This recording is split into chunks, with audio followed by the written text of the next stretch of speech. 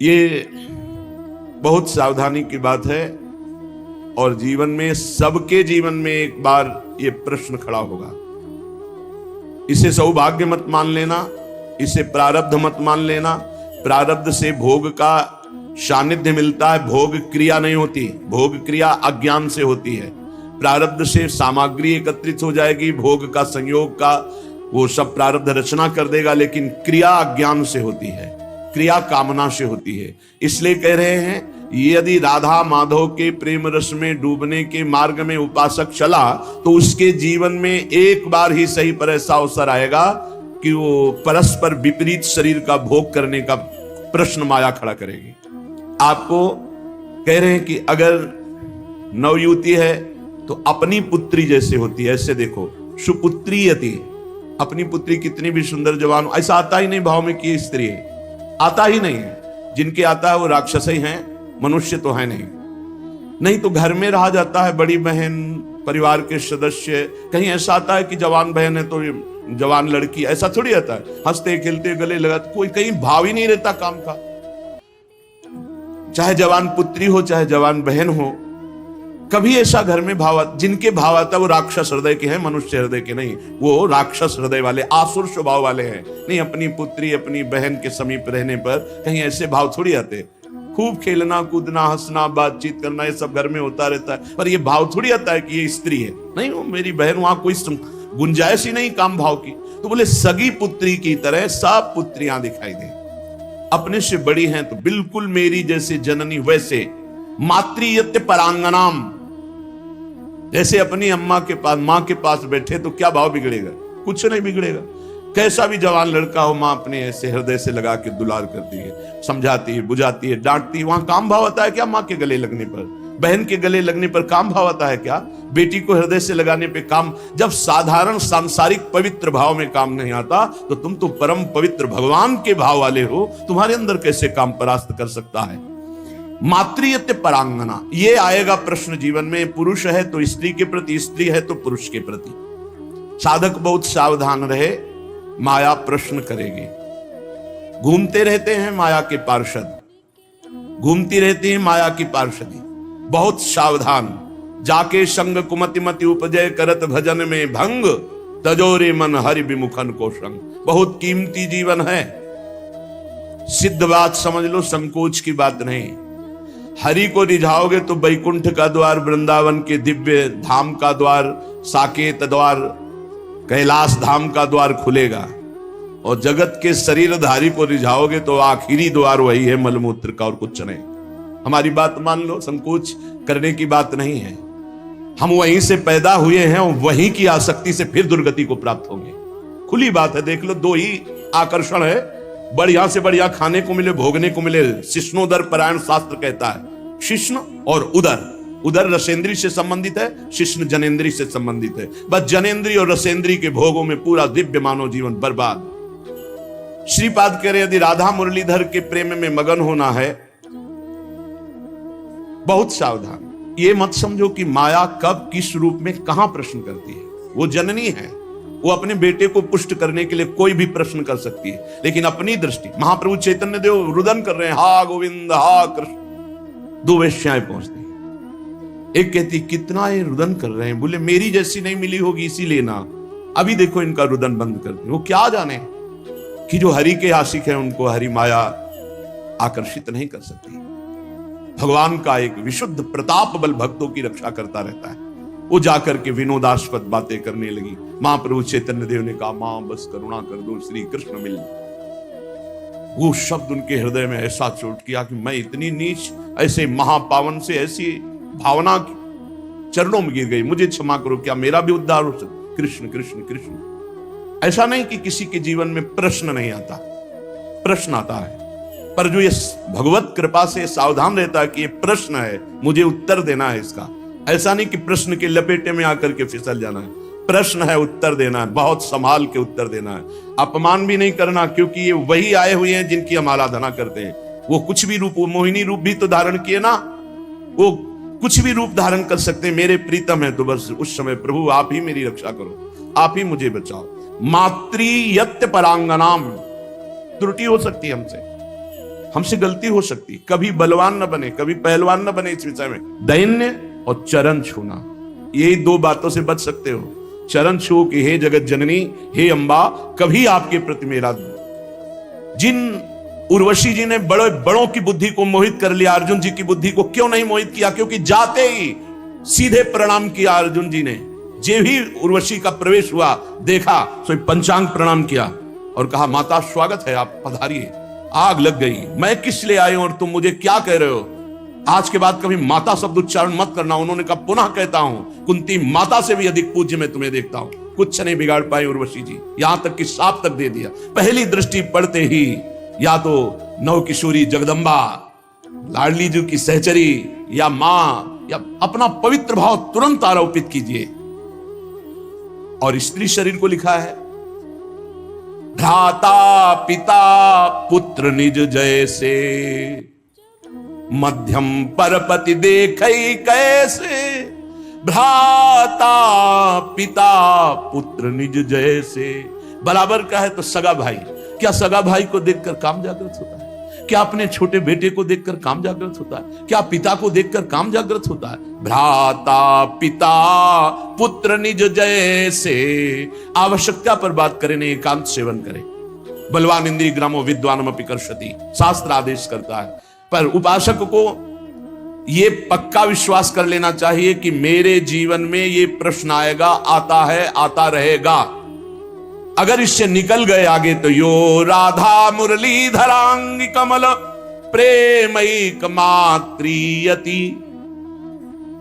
बहुत सावधानी की जरूरत है। देखो, कल वर्णन हुआ था, साधना में भय और प्रलोभन, ये दो चीजें भेजी जाती हैं। इनसे जो पास भी भगवान ही करवाएंगे। ये सत्संग सुनने को भगवान ही तो संयोग बना रहे हैं, ये भगवान ही तो प्रेरित करके आपको सुनवा रहे हैं। इसलिए सावधान। ये प्रश्न है, आपके पास 1 करोड़ रुपया जमा किया और आपका मन हुआ कि अरे मैं फंस गया क्या, तो 1 करोड़ यमुना जी में फेंक दो, मुक्त हो गए। लेकिन एक बार जीवन में फिसल गए तो उसकी पूर्ति नहीं होने वाली। हम कह रहे हैं अरबों रुपया एकत्रित हुआ, मन में आया, सब छोड़ के भाग गए, राधा राधा राधा राधा, जो जहां वहीं छोड़ दिया, कुछ नहीं फंसे। लेकिन एक बार फिसल गए काम में तो उसकी पूर्ति कैसे होगी? वो तो नहीं होगा। वो तो चित्त पे संस्कार बन गया और आपका संयम भ्रष्ट हो गया। एक बार बालू का बांध टूट जाए तो दोबारा बांध बांधना बहुत कठिन बात है। एक बार योगी भ्रष्ट हो जाए, दोबारा योगी अपने योग पे आना भगवान के बल की बात है, दूसरी बात नहीं। जैसे बालू का बांध फूट जाए तो बांधना बड़ा कठिन है, ऐसे ये ब्रह्मचर्य, ये सतमार्ग, ये इंद्रिय निग्रह, ये बालू का बांध है, बहुत होश से। मातृयत्य परांगनाम स्थिर चरम सत्वम सुपुत्रीयति, बड़ा पवित्र भाव। और ये भाव जब अचानक संयोग हो जाए तब संयोग से बचने की पूरी वृत्ति रखे उपासक। जब तक कोई बहुत ऐसा संयोग की बात बन जाए कि बात करना ही है, तो उसके चरणों में दृष्टि रखते हुए, मुख की तरफ दृष्टि रखते हुए साधक कभी बात नहीं करते। नहीं, चरणों पर ऐसे दृष्टि रखते, जी प्रत्युत्तर कम शब्दों में और बस भाग ले। अपने को सूरवीर मत समझे। ये भगवान की प्रचंड मोहिनी माया का आकर्षण हमारे चित्त में बलात् हमारी निष्ठा को परिवर्तित कर देगा, यदि हम अधिक समय साथ रहें, अधिक समय बात करें, अधिक समय हंसी मजाक करें, तो हम फिसल जाएंगे। यही खाइयां हैं जिनसे हम भगवान को नहीं प्राप्त कर पाते और इनमें हम फिसल जाते हैं। बहुत ही सावधानी की जरूरत है। हमारी एक एक वृत्ति भगवान अंदर बैठे हुए देख रहे हैं। उस जो जल रही वृत्ति काम क्रोध आदि को ना भोगने से, वो भगवान हिसाब आपको इतना आनंद प्रदान करेंगे कि रोते रहोगे। पर कुछ समय के लिए आपको अपने मार्ग में बहुत संभाल संभाल कर पग रखना है। अगर अपना कल्याण चाहते हो, सुंदर बुद्धि चाहते हो, भगवत मार्ग में अग्रसर होना चाहते हो, तो गोस्वामी तुलसीदास जी की चौपाई याद रखना। जो चाहे आपन कल्याणा, सुजस सुमति शुभ गति शुभ नाना, सो पर नारी लीलार गोसाई, तजौ चौथी के चंद की नाई। जैसे चौथ के चंद्रमा को देखने से कलंक लग ही जाता है, ऐसे ही जो पराई माता बहनों की तरफ ऐसी गंदी दृष्टि या बार बार मुख की तरफ देखना, तो हाव भाव आदि के द्वारा चित्त का आकर्षण होकर मलिन हो जाना स्वाभाविक है। जैसे चौथ के चंद्रमा को देखने से कलंक लगता है, ऐसे जो साधक अपना कल्याण चाहता है, सुमति चाहता है, शुभ गति चाहता है, उसे चाहिए कि चरणों की तरफ देखकर बात करे। ये जगत जननी जगदम्बा है, इनकी कृपा से हम परमार्थ पर विजय प्राप्त कर लेंगे। इनके प्रति हमें भोग्य बुद्धि, दोष बुद्धि, निकृष्ट बुद्धि का त्याग करना ही होगा, तब हम आगे बढ़ पाएंगे। गोत्रीयत्यति तर्जना दिशु महा मित्रीयति द्वेषिषु। यदि हम भगवत मार्ग में चल रहे हैं, कोई हमारी निंदा करता है, तर्जना करता है, तो जैसे अपना भाई अपना घर का, अपने गोत्र का, परिवार का कोई लड़ाई झगड़ा करे तो ऐसा अरे घर का आदमी कोई बात नहीं, ऐसे टाल देते हैं, ऐसे भाव रख लेते हैं। या हम भाव रख लेते हैं भगवान के द्वारा विधान किया हुआ भेजा गया है, कोई हमारे प्रारब्ध का क्षय हो रहा है, और जो हमसे विद्वेषी उसे हम महामित्रवत भाव रखें। नहीं, हम में और संसारी पुरुष में क्या अंतर। करत जे अनुशहन निंदक तीनों पे अनुग्रह करो। अपने शरीर को जैसे हम प्यार करते हैं और दूसरे शरीर से हम उदासीन रहते हैं, ये संसारी पुरुष का लक्षण है। और भक्त अपने शरीर से उदासीन रहता है और दूसरे शरीरों के दुख को अपने शरीर जैसा मानता है, ये भाव होता है। अपने शरीर में कष्ट है कोई बात नहीं, लेकिन दूसरे के शरीर का थोड़ा भी कष्ट उसके हृदय में पीड़ा पहुंचा देगा। पूज्य श्री भाई जी हनुमान प्रसाद पोद्दार जी महाराज साधकों के लिए बहुत अमृत में वचन लिखे। भगवान को प्राप्त करना है तो तीव्र अभिलाषा जागृत करो। नाम जप से, सत्संग से, सदाचरण से, दूसरों की सेवा से, पवित्र शरीर, पवित्र मन, पवित्र विचार, पवित्र वाणी, तो परम पवित्र सच्चिदानंद भगवान की प्राप्ति की अभिलाषा साधु संग से निश्चित जागृत हो जाएगी। अन्य कामना जब उत्पन्न हो जाती है तब भगवान की प्राप्ति की अभिलाषा नहीं हो सकती। भगवान ने कहा स्वयं कि जिसका चित्त भोगों ने अपहृत कर लिया है, जो भोगों में लगा हुआ है, जो भोग सामग्री संग्रह करता है, ऐसा व्यक्ति कभी निश्चय ही नहीं कर सकता कि मुझे भगवत प्राप्ति करनी है। भोगेश्वरी प्रसक्तानाम तया प्रहृत्य चेतसाम व्यवसायत्मिका बुद्धि समाधो न विधीयते। वो कभी भगवान की प्राप्ति की इच्छा ही नहीं कर सकता है। इच्छा ही नहीं होगी ऐसी बात नहीं। अगर साधु संग हो तो वो भोग आदि का त्याग करके भगवत प्राप्ति की इच्छा जागृत कर सकता है, पर जब तक भोगों में लगा रहेगा तब तक भगवत प्राप्ति की इच्छा ही नहीं होगी। अन्य कामना वाला भगवत प्राप्ति की इच्छा नहीं रखता। अनन्य कामना जिसकी है श्री भगवान से, उसके हृदय में इच्छा जागृत होती है, अब मुझे भगवत प्राप्ति करना है। जब भगवत प्राप्ति की इच्छा जागृत होती है तब भगवान के अनुकूल आचरण और प्रतिकूल आचरणों का त्याग, ये नियम लेना होता है। श्री कृष्ण अनुकूलेन प्रतिकूलस्य वर्जनम विसर्जनम। आज के बाद कभी शास्त्र विरुद्ध, धर्म विरुद्ध आचरण नहीं करूंगा, तभी आपके अंदर भगवत प्राप्ति की अभिलाषा जागृत होगी। इधर तो माला चला रहे हैं, पाठ कर रहे हैं, धर्म के कार्य कर रहे हैं, और पीछे फिर अधर्माचरण हो रहा है, तो वो अंधा बटे पड़ा चबाए, तुम्हारे हाथ में कुछ नहीं लगेगा। हमको संयम से रोकना पड़ेगा। जो धर्म, जो नाम जप, जो साधन कर रहे हैं, वो हमारा कहीं किसी पापाचरण में बह न जाए, कहीं किसी छिद्र से बह न जाए। हम अपने इंद्रियों को, मन को हम विचार के द्वारा, पवित्र विचारों के द्वारा उनको घेरे रहते हैं। इसी का तो इनाम मिलता है परम पद, इसी का इनाम मिलता है अद्भुत आनंद की उमगन। ना भय जन्म का, ना मृत्यु का, ना रोग का, ना शोक का, किसी भी तरह का कोई भी द्वंद्व प्रभाव उपासक के अंदर नहीं रह जाता। अनुकूलस्य, अपने इष्ट देव गुरुदेव के अनुकूल, और प्रतिकूलस्य विसर्जनम, प्रत्येक प्रतिकूल आचरण का त्याग। जब साधक ऐसा आचरण बहुत समय तक करता है तो उसके प्राणों में रुदन करने की इच्छा जागृत होती है और वो क्रंदन करने लगता है।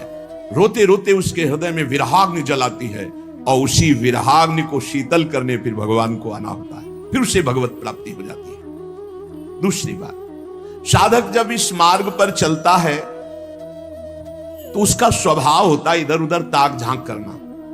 ये कैसे चलता है? ये बहुत बुरी आदत है, ये बिल्कुल नहीं रखनी चाहिए। पर दोष दर्शन से सबसे बड़ा घाटा होता है कि हम जो दोष दूसरे में देखते हैं, देखने की चेष्टा करते हैं, वो दोष हम में जागृत हो जाता है। इसलिए साधक को इधर उधर ताक झांक करने वाला स्वभाव नहीं रखना चाहिए। छोटी छोटी बातें होती हैं जिनमें हम फिसल जाते हैं। हर साधक इस बात को समझ ले, परमार्थ में चलने पर इधर उधर ताक झांक, पड़ोसी बगल वाला साधक क्या करता है, अगर ये दोष दर्शन की वृत्ति रही तो ऐसे नीचे खड़े रहोगे, परमार्थ की ऊंचाई पर नहीं चढ़ पाओगे। इधर उधर ताकने वाला साधक लक्ष्य तक कभी पहुंच ही नहीं सकता। सिद्ध महापुरुषों के वचन है। साधक को चाहिए कि अपनी दृष्टि केवल अपने लक्ष्य पर रखते हुए, लक्ष्य हमारा क्या है? सर्वान वस्तुतया निरीक्ष परम स्वाराध्य बुद्धिर्मा, मेरे भगवान ही सब रूपों में, बस सारा नाटक वही कर रहे हैं। हमको ये नहीं देखना ये कमी इसमें साधक में है या कमी उस साधक, ये गुरु देखें या भगवान देखें, वो सुधार करें। हमारा ठेका नहीं है, हमारा ठेका है अपनी कमी देखना और भगवान को प्राप्त करना। सत्संग अपने लिए होता है, दूसरों के ऊपर थोपने के लिए नहीं होता, दूसरों के दोष दर्शन के लिए नहीं होता, वो अपने मन को शासन में लाने के लिए सत्संग होता है।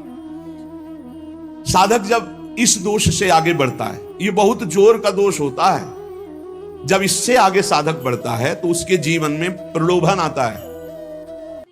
जब प्रलोभन से बचता है तो फिर भय आता है।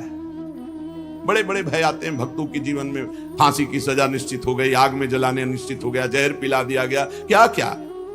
जब प्रलोभन और भय से भी आगे निकलता है तब दिव्य सिद्धियां, आकाश में उड़ जाओ जहां जिस लोक में, जब इनसे भी आगे निकल जाए, जीवित मर जाए उलटे आप में समाया है दिलगिरी, एकदम खाक, तब भगवान की प्राप्ति होती है। वो संसार चक्र का भेदन करके सच्चिदानंद स्वरूप को प्राप्त कर लेता है।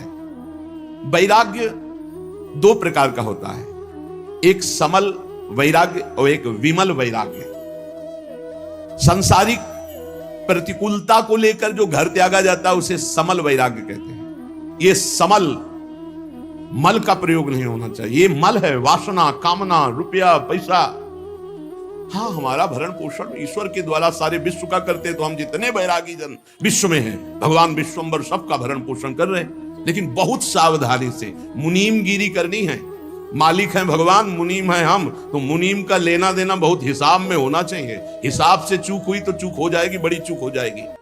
तो एक होते हैं वैराग्य लेते हैं ये देख करके कि हम नौकरी नहीं मिल रही, विवाह भी नहीं हुआ, खान पान की व्यवस्था, बाबा जी बन जाते, जिंदगी नरक हो जाएगी तुम्हारी और दूसरों की बेइज्जती करवाओगे। कभी ऐसे बाबा जी नहीं बना जाता। बाबा जी बना जाता है, सब व्यवस्थाएं हैं, लेकिन अब मन नहीं लग रहा, ऐसा लग रहा है मुझे भगवान चाहिए। तब इसे विमल वैराग्य कहते हैं। अगर समल, ये जो समल वैराग्य है, इस समल वैराग्य को यदि विमल वैराग्य मिल जाए तो वासना हट जाए और निर्मल मार्ग में चल पड़ेगा। ऐसा नहीं कि उसका कल्याण नहीं होगा, पर है बहुत गड़बड़। वैराग्य के दो रूप है, एक समल वैराग्य, एक विमल वैराग्य। समल वैराग्य होता है कि हर किसी न किसी विषय की अभाव स्थिति में बाबा जी बन जाना, वैरागी बन जाना, बहुत खतरनाक, बहुत घटिया जीवन व्यतीत होता। बहुत घटिया हम शब्द में कह रहे हैं, लाख प्रकार से समझाओ उसको समझ में नहीं आता। वो केवल वासना की पूर्ति, ऐसे लोगों के द्वारा बहुत अहित होता है संत समाज का, क्योंकि उनके अंदर कोई लक्ष्य भगवत प्राप्ति नहीं, कोई साधुता नहीं, और वेश साधुता का वो बहुत तरह से हानि करते हैं। और कहे तो संत ही जाएंगे क्योंकि वेश है, इसलिए बड़ा अपमान संतों का होता है। उनका लक्ष्य नहीं होता भगवत प्राप्ति, उनका लक्ष्य नहीं होता सतमार्ग, वो केवल वासनाओं की पूर्ति। बहुत विचित्र होता है, ये भी सब देखा है। भ्रमण के समय भगवान बड़ी कृपा की तो सब भ्रमण में साधु पक्का हो जाता है। भूख प्यास गर्मी सर्दी मान गाली मार पीट सब कुछ सहना पड़ता है, सब सहना पड़ता है, उससे परिपक्व हो जाता है। तो जो किसी प्रतिकूलता को लेकर वैराग्य होता है वो समल वैराग्य होता है। ये ज्यादा दिन नहीं चलता, ये फंसे फंसाए, ये फंसी बिल्कुल फंस जाते हैं। मन जो है ये जब भगवान के लिए व्याकुल हो तब घर छोड़ना चाहिए। नहीं तो हम कह रहे हैं कि भले आप लेबरी करके जियो लेकिन बाबा जी मत बनना। बाबा जी बनने के लिए एक केवल बात है, अब मुझे भगवान चाहिए। अब आपको कोई परास्त नहीं कर सकता त्रिभुवन में। ये बस बात तुम्हारे अंदर बैठ जाए, आप समझो केवल 2 वर्ष गुरुदेव भगवान 13, 14, 15 और इसके बाद पधार गए। अब पूरा जीवन अनाथ हो गया। अब हम किसके सहारे चले, कैसे चले? अब एक भारी विपत्ति, भारी अव्यवस्था कि हम पुत्र की तरह जिनकी गोद में बैठकर चल रहे थे वो तो अंतर्ध्यान हो गए। अब हमको कौन संभाले? उस समय श्री भगवान का जो तेज हमारे साथ था, हम आपको बताया जब हमारी समस्या आती थी तो संत और आकाश ये दो का सानिध्य हो जाता था। एकदम एक दिन 3 बजे सुबह तड़के नहा के से आकाश की तरफ कहा, गुरुदेव भगवान अभी तक तो हम निश्चिंत थे आपके बल पर, अब तो मुझे मार्ग भी पता नहीं कैसे चलना है, पूरा जीवन है, कोई साथी नहीं, किसी पर भरोसा नहीं। हमारा शुरू से किसी पर भरोसा नहीं था। भगवत प्रेरणा से, भगवत कृपा से एक हमारे दिमाग में बैठ गया था कि भगवान के सिवा, गुरुदेव के सिवा इस संसार में कोई सतमार्ग में नहीं चला सकता और गिराने वाला हो सकता है। इसलिए कभी हम किसी की सलाह नहीं मानी, कभी हम किसी से प्रश्न नहीं किया, कभी हम किसी की बात सुनने की चेष्टा नहीं की। जो बात गुरु जी ने कही थी उसी को घुमा घुमा करके बार बार उसी पे चलने की चेष्टा की। प्रेरणा आई, उतर जाओ गंगा की तीर पर और कभी किसी एक आश्रम में मत रुकना, बस भ्रमण करो। बस तुरंत मन में आया, बस सफीपुर घाट से कूद पड़े गंगा किनारे, एक गीता पूरा फिर ओ यहां तक वही सच्चिदानंद परम तत्व घुमा। अगर थोड़ा भी कुछ राग लेकर घर से निकलोगे तो फंस जाओगे। आश्रम व्यवस्था कई जगह भ्रमण में से प्रलोभन आएगी, यहाँ के महंत बन जाओ, अब ऐसे यहाँ।